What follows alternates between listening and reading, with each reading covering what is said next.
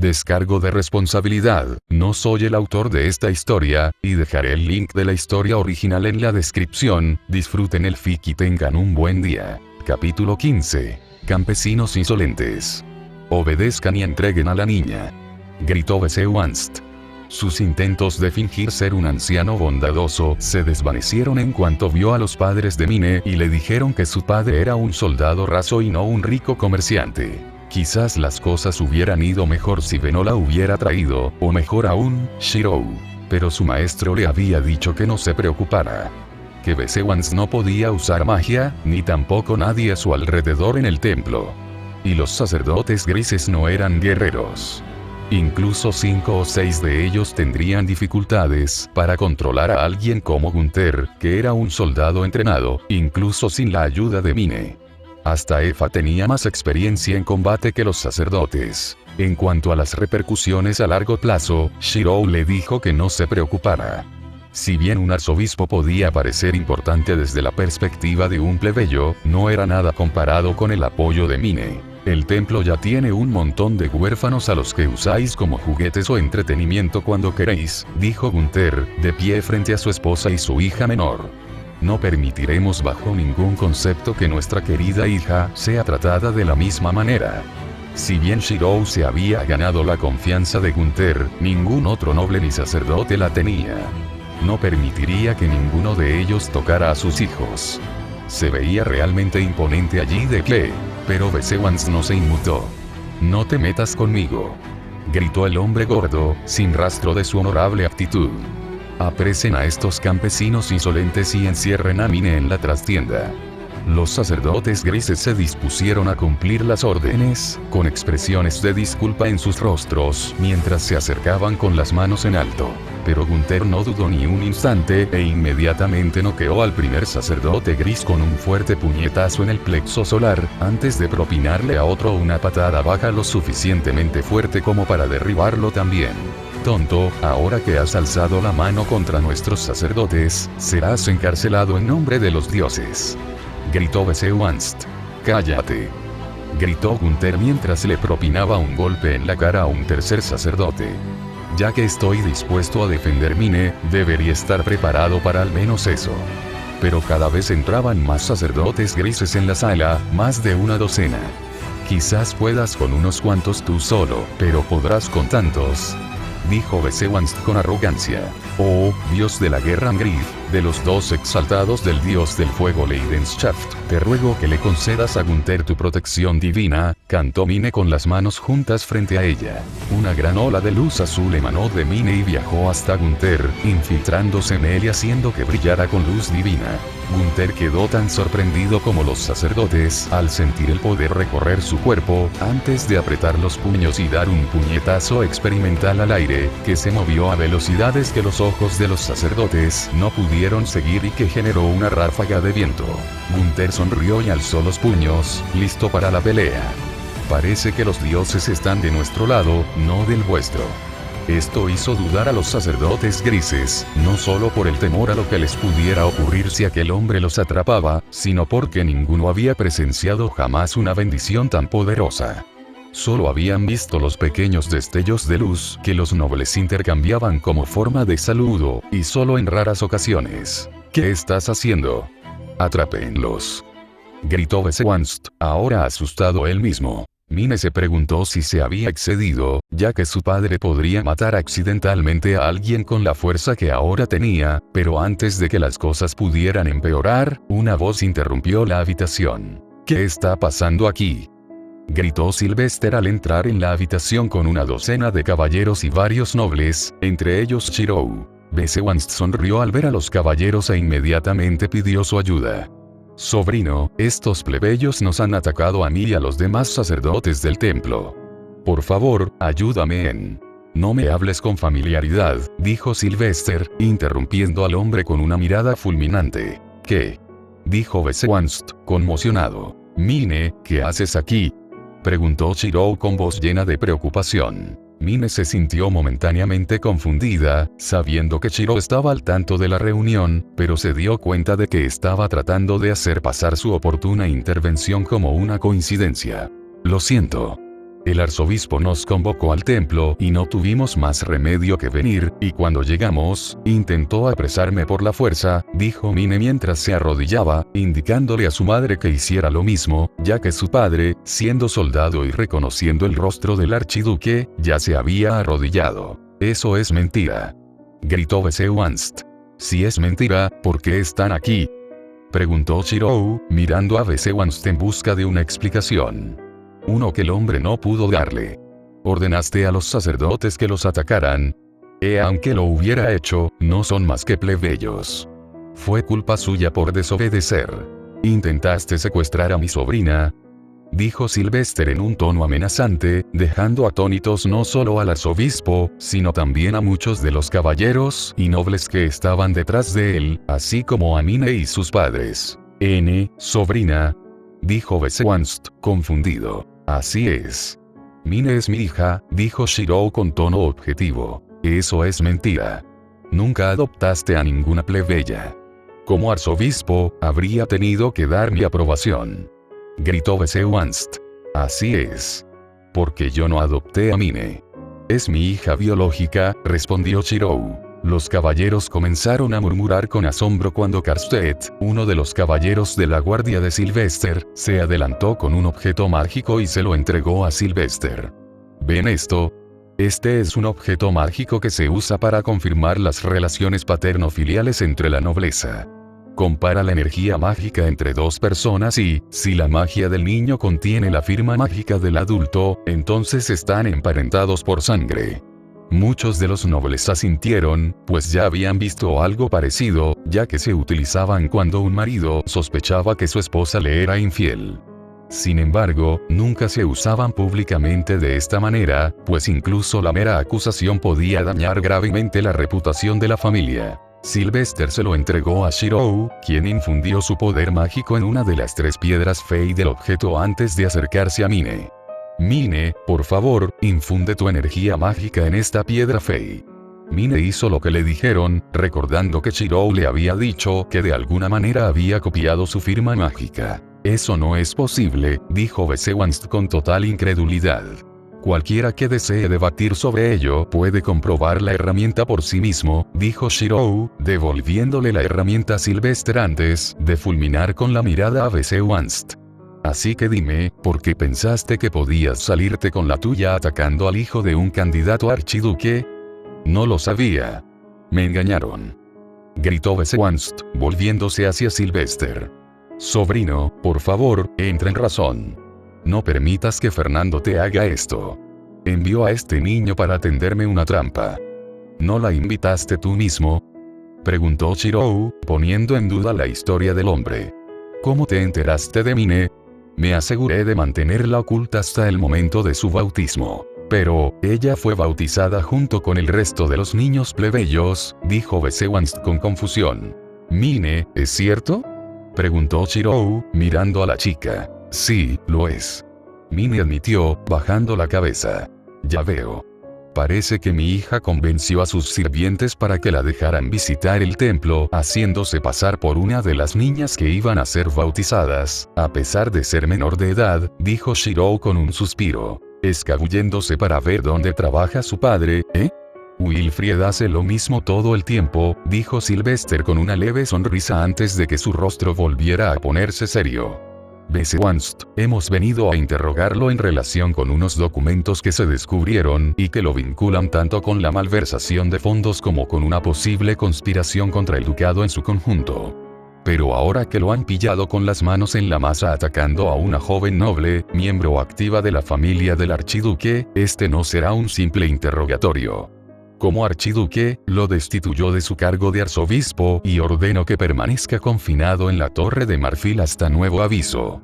Caballeros, preséntenlos.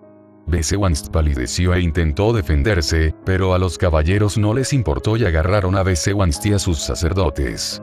¿Serán ejecutados los sacerdotes grises como cómplices del crimen?, preguntó Shirou al verlos ser conducidos fuera. Por supuesto, respondió Sylvester. ¿Qué?, gritó Mine presa del pánico, antes de taparse la boca. Todos los nobles la miraron, incomodándola. Tío Sylvester. Con Sylvester basta, dijo Sylvester, intentando tranquilizar a la chica. Sylvester, ¿de verdad es necesario castigar tan severamente a los sacerdotes grises?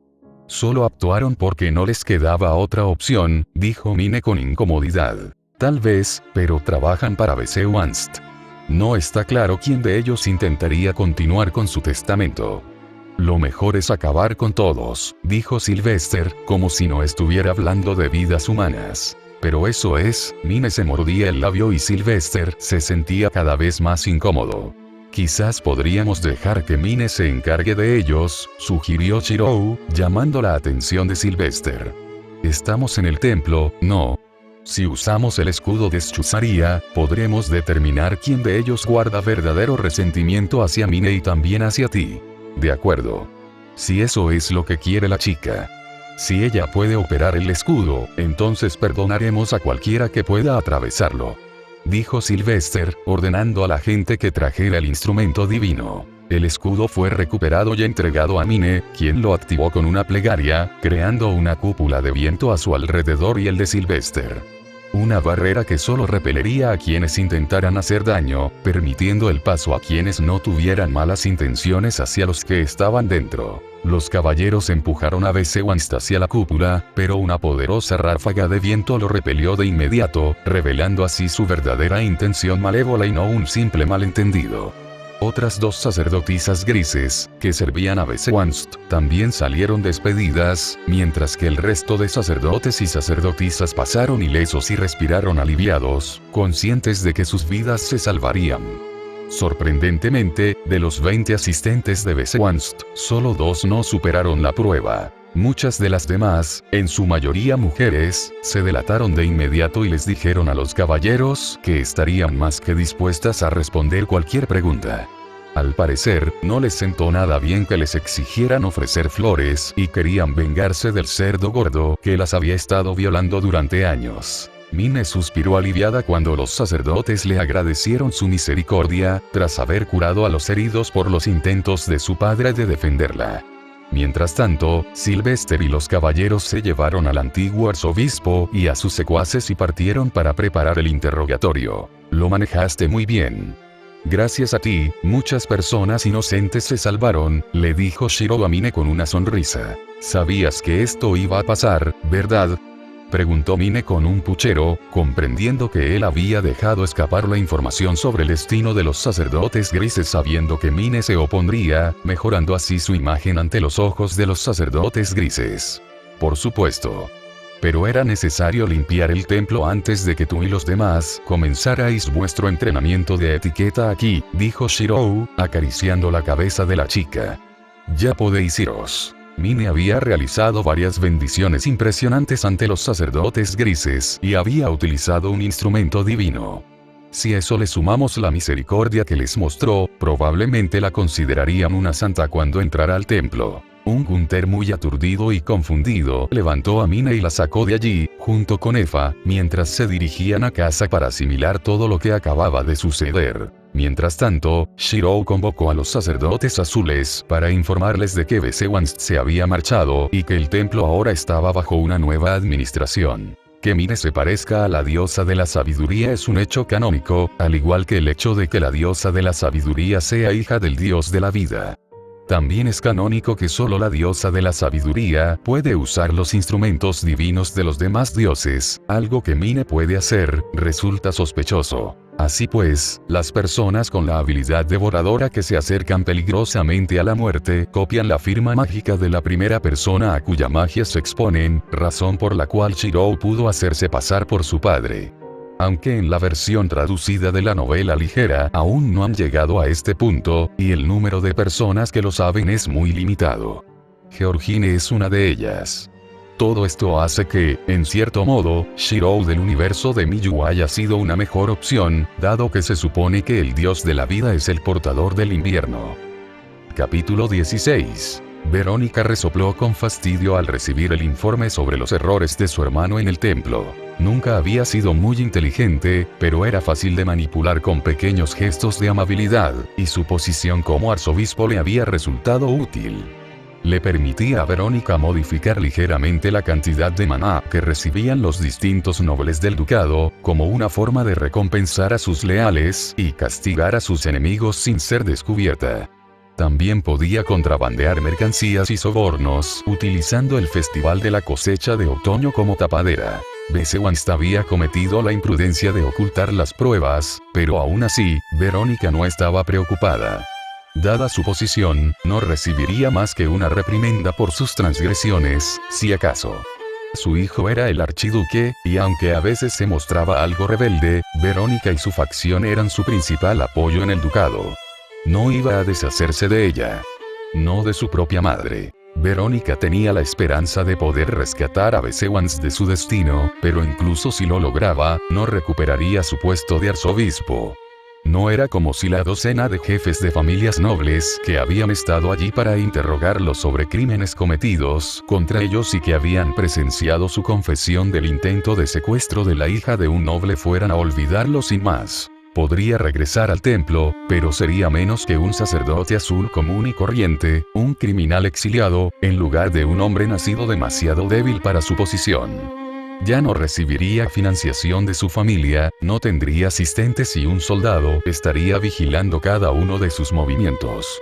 Sería la imagen más patética de la tierra, pues sería una confesión de su debilidad e inutilidad, que no merecía que la Torre de Marfil siguiera funcionando para mantenerla bajo control, carente de habilidades mágicas o de efectividad como figura política. Bueno, supuso que incluso si se veía reducido a eso, aún podría serle útil para obtener informes. Pero si no podía, entonces no sería una gran pérdida. Todo esto era culpa de Fernando. Pero aún así, ella no podía comprender las verdaderas intenciones de aquel hombre. Tras expulsar a Besewanst, ni siquiera asumió oficialmente el cargo de arzobispo, dejando el puesto vacante. También anunció que su hija, cuya identidad acababa de revelar, se uniría a él en el templo, así como dos jóvenes plebeyas algo mayores a las que iba a adoptar. ¿Pero por qué? Llevarlas allí era un suicidio político, dada la reputación del templo como lugar de reclusión para indeseables. Cualquier posibilidad que su hija tuviera de convertirse en archiduque se había esfumado con su confesión de haberla criado en la ciudad baja, y que sirviera en el templo solo empeoraría las cosas. Sin mencionar la adopción de las plebeyas. Las acciones de Fernando en los últimos años simplemente no tenían sentido para Verónica. Conocía la historia de su amnesia, pero no la creía del todo.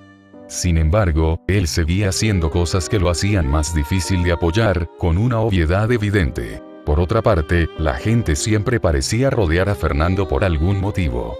Una compasión mal entendida, supuso. Y por lo que había oído, la niña probablemente no sería diferente, preparada para aparentar una inteligencia excepcional y un poder mágico extraordinario para su edad, independientemente de su origen noble. Fernando probablemente planeaba explotar la retórica de que ella superaría obstáculos para ganarse su lugar. Por suerte, era una niña. Verónica podría haber arreglado un matrimonio fuera del ducado, igual que hizo con su hija mayor cuando se volvió un estorbo. Habría sido mucho más fácil tratar con Fernando si hubiera sido mujer y se le hubiera podido concertar un matrimonio político. Como hija de Fernando, casi se podía estar seguro de que el archiduque de Dunkelfelger estaría encantado de que se casara con su hijo, si no como primera esposa, al menos como segunda, incluso si se trataba de un gran ducado con mucha más influencia que Ehrenfest. La gente de Dunkelfelger siempre tuvo una obsesión malsana con las habilidades de Fernando en Dieter. Aunque el ducado, centrado en los caballeros, no tenía realmente ningún bien que comerciar aparte de materiales de bestias feéricas, y lidiar con su naturaleza excesivamente afectuosa era insoportable. Quizás el territorio de Drewanchel, centrado en la investigación, sería más apropiado para una chica que se suponía que sería inventora. Verónica recordaba que Drewanchel había anunciado un hijo de la misma edad que Wilfried durante la última conferencia del archiduque. Y las ventajas de estar estrechamente vinculada a ese ducado eran mucho mayores que las de aquellos bárbaros de Dunkelfelger. Por otro lado, las luchas por la sucesión eran impredecibles en Drewanchel, ya que había adoptado a un gran número de niños que serían elegibles para el trono. Era improbable que un hijo menor directo del actual archiduque se encontrara en una posición favorable una vez que todo terminara. Abuela. Verónica salió de sus pensamientos al oír el grito de alegría de un niño pequeño. Ah, ahí está mi pequeño orgullo y alegría. ¿Vienes a jugar conmigo otra vez hoy?, dijo Verónica mientras alzaba al niño y lo sentaba en su regazo. ¿Sí?, dijo Wilfried sonriendo a su abuela, lo que le alegró un poco el corazón. Wilfried era la viva imagen de Sylvester a esa edad. Antes de que apareciera Ferdinand y lo estropeara todo. Wilfried era enérgico, alegre y obediente. Él no se rebelaría contra ella como lo hizo su padre. Haría lo que se esperaba de él y se casaría con una buena mujer de Arensbach, y tendría otras mujeres para consolidar su poder, a diferencia de su necio hijo, que insistía en casarse solo con esa ramera de Frembeltag, arruinando así todo el esfuerzo de su madre. «Abuela, ¿sucede algo?», preguntó Wilfried al ver la expresión que apareció en el rostro de su abuela tras el velo. La misma que ponía siempre al pensar en su nuera. Menos mal que se había asegurado de mantener a esa mujer alejada de Wilfried. «¿Cómo podría salir algo mal si te tengo a mi lado?», dijo Verónica mientras le acariciaba la cabeza al niño, quien sonrió como respuesta. Quizás estaba viendo las cosas de forma equivocada. En lugar de casar a la muchacha con la esperanza de que aún mantuviera cierta lealtad a su ducado natal, debería obligarla a convertirse en la segunda esposa de Wilfried, controlando así de una vez por todas a la facción que seguía Fernando. Sí, la chica sería una herramienta política muy útil, quisiera ella serlo o no. Mine estornudó repentinamente sin previo aviso, sobresaltando a Shirou mientras ambos volaban por los aires a lomos de Swingbeast. «¿Estás bien?», le preguntó con cierta preocupación, dado lo fácil que se desmayaba cuando se enfermaba. «Sí. Creo que alguien estaba pensando en mí», dijo Mine con seguridad. «Ah, ¿sí?», preguntó Shirou con un leve ceño fruncido, sin recordar que esa superstición existiera en este mundo. «¿Cómo estás? No tienes miedo, ¿verdad?». «No. Para nada.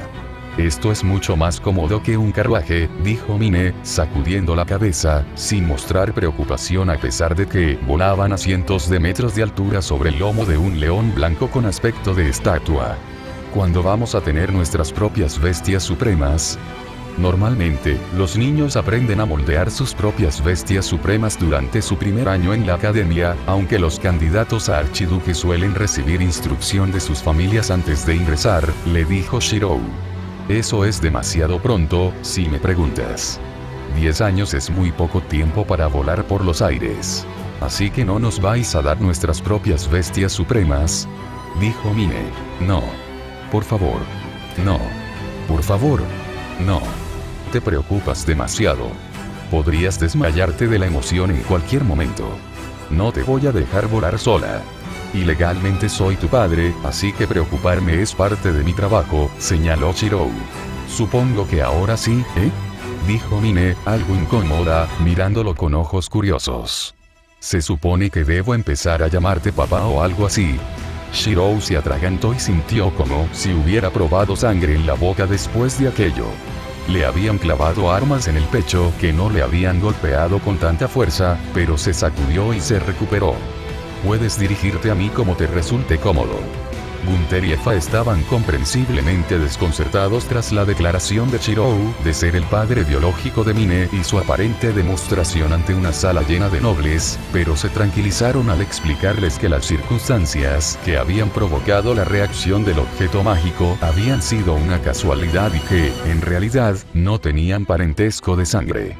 Ahora, Mine estaría bajo la protección del ducado como si fuera una auténtica candidata a archiduquesa. Sylvester ya estaba intentando asignarle un caballero guardián, pero no había mucha gente dispuesta a seguirla al distrito inferior, y un caballero guardián obligado a servir y desleal era inútil de todos modos. Solo se podía confiar en Eckhart y Justus para el trabajo, y estaban dispuestos a ir al templo con ellos, pero Eckhart solo quería proteger a Shirou, no a los niños. Y Justus no era caballero. Estuvo bien. Shirou era protección más que suficiente, e incluso si él estaba ausente, las chicas estaban protegidas por encantamientos defensivos. Con la armadura de Feistone, una lanza mágica y las bendiciones del dios de la guerra, Gunther era más que capaz de enfrentarse a un caballero médico a corta distancia. Mine también podía incapacitar por completo incluso a un archinoble golpeándolo con maná puro. Simplemente tenía muchísimo. Mientras Shirou y Mine estaban de viaje, él había dejado a Tuli y Freida al cuidado de Elvira, quien estaba un poco decepcionada de que Shirou hubiera decidido adoptar a las niñas y de que ella no fuera a tener hijas propias.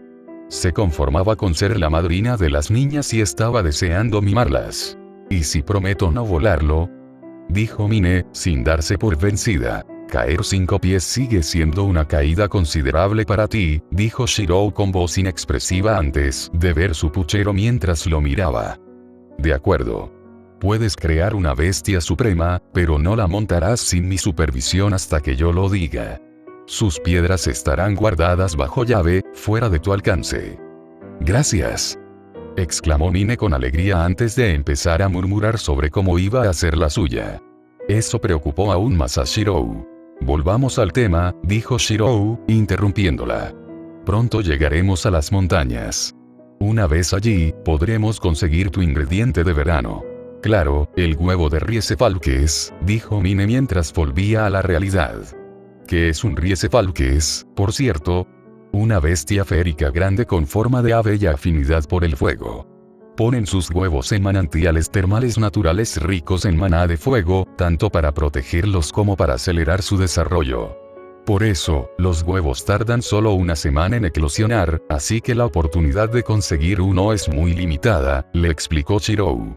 Sin embargo, debemos tener cuidado, porque los huevos extraen una gran cantidad de maná del agua, que está conectada directamente a un volcán.